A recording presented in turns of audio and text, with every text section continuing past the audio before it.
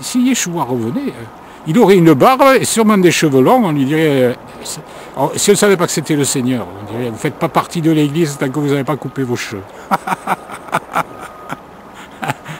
Je crois que dans les églises fondamentalistes, vous savez, surtout aux États-Unis, ils ont les cheveux très courts.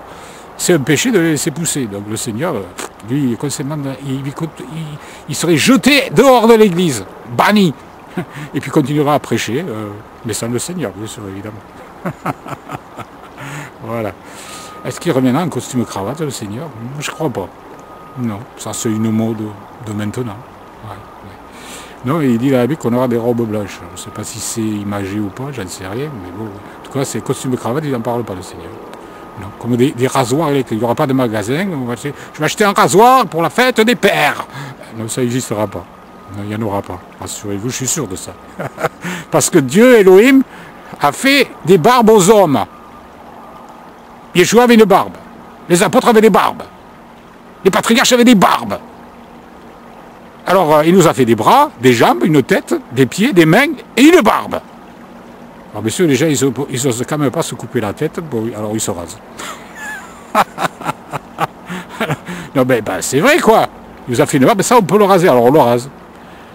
Mais ça pousse tous les matins, c'est récalcitrant, hein. C'est que ça ne va pas partir. Ça repousse. Ah, bien sûr, si vous coupez votre tête, elle ne repoussera pas, ça c'est sûr. Mais bon. Non, Dieu dit, tu ne détruiras pas les frontières de ta barbe. Il ne faut pas. Laissez-vous pousser la barbe. Et c'est pas parce qu'il y a des terroristes qui ont des barbes qu'on ne peut pas se laisser pousser la barbe. Parce que c'est un piège de diable, ça. C'est le diable qui fait ça. Maintenant, il y a des endroits où vous ne pouvez plus trouver de travail si vous êtes un barbu. Terminé. Il faut se raser, obligé. C'est le passeport, c'est pas de barbe. Seulement, ils sont un peu bêtes, les gens, quand même, je vais vous dire. Parce que les attentats du 11 septembre, ils n'ont pas été faits par des barbus. Hein. Ils s'étaient rasés, ils s'étaient habillés à l'occidental. Alors même les terroristes, ils vont au bal, ils dansent, comme tout le monde, et puis les gens qui les connaissent, on n'aurait pas dit. Non, non, c'est un gars très bien. Puis le barbu, le pauvre barbu qui a rien à se reprocher, on va le soupçonner d'être un terroriste, simplement parce qu'il a une barbe. Voilà. C'est stupide, c'est ridicule. C'est pas en attaquant l'extérieur qu'on va résoudre le problème. Hein. C'est pas vrai.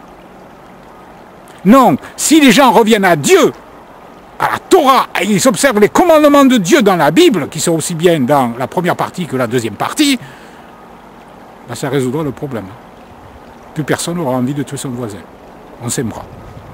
Tu aimeras ton prochain comme toi-même. Tu aimeras d'abord Dieu et ton prochain comme toi-même. C'est dans la loi. Et puis c'est aussi repris par les apôtres quand ils prêchent l'évangile. Voilà. Lisez la Bible, vous verrez, ça y est. Ma barbe, elle n'est pas toute blanche, elle est blanchâtre.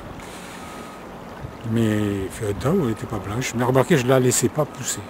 Bon, je ne voyais pas trop comment elle était. Je n'avais pas le temps de voir. Tous les matins, allez voir un coup de rasoir. J'ai fait des économies de rasoir. Oh. C'est sûr.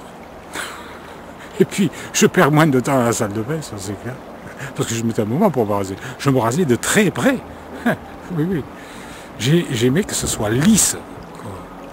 Lisse comme un miroir. Si je sentais un petit grain, allez hop, je l'enlevais. Un petit poil. Maintenant, j'ai changé. Ouais. On changeait avec l'âge. Mais bon, j'ai changé pour Dieu, pour Yahweh, pour Elohim. Vous pouvez dire comme vous voulez. Et j'ai changé de ce côté-là parce que la Bible dit tu ne détruiras point les frontières de ta barbe.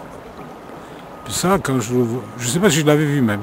Je vous dis franchement, si je l'ai vu, je l'ai zappé. Parce que bon, je l'ai découvert il n'y a pas longtemps grâce à Ruth Israélite. Et elle m'a convaincu. Ah ouais, elle m'a convaincu. Parce que j'ai été objectif avec la parole de Dieu. Parce que quand on est dans une église évangélique ou autre, on n'est pas très objectif. On est influencé par l'entourage et par l'enseignement du pasteur. Donc c'est le pasteur, il sait tout, on le croit, évidemment. Mais les premiers chrétiens, ils vérifiaient dans les Écritures pour voir si ce qu'on leur disait était vrai. Mais dans quoi ils lisaient? Dans les lettres de Paul, dans les lettres de Pierre, de Jacques, dans les épîtres ou dans les évangiles. Non, ça n'existait pas, tout ça. Ils lisaient dans l'Ancien Testament, enfin de ce que vous appelez, et ce que j'appelais moi l'Ancien Testament. Ils lisaient dans la Torah. Bah oui, forcément, il n'y avait pas de choses. Et puis dans la Torah, il n'y avait pas simplement les livres qu'on a, parce qu'il en manque plein. Le livre du juste, le livre d'Enoch, Nathan le prophète. Ils sont mentionnés dans nos Bibles à nous, hein, dans nos versions, mais on ne les a pas. Donc c'est qu'il nous manque des trucs, quoi. Il nous manque des choses. Et puis les traductions, hein, waouh. Moi j'ai remarqué qu'il y avait des traductions qui disaient exactement l'inverse que les autres, pour certains trucs. Bon, encore, c'est pas trop important souvent, mais bon, ça pose quand même des problèmes. On se dit, wow, ben, comment ils ont fait pour traduire ça, le contraire de l'autre? On se demande, on ne sait pas.